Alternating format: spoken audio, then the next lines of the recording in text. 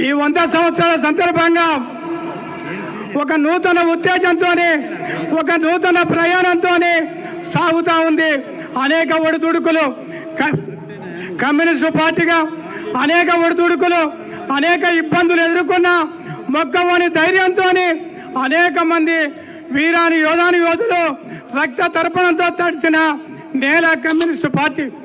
ఈ నల్లగొండ జిల్లా కాదు, తెలంగాణ వ్యాప్తంగా యోధులు మరి అమరవీరుల రక్త తర్పణంతో తడిసిన నేల మరి కమ్యూనిస్టు పార్టీ.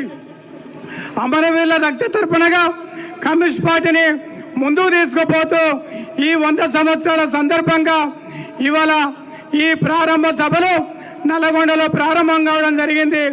దీనికి మరి రాష్ట్ర వ్యాప్తంగా వచ్చినటువంటి కమ్యూనిస్టు పార్టీ శ్రేణులు అభిమానులందరికీ కూడా ప్రత్యేకంగా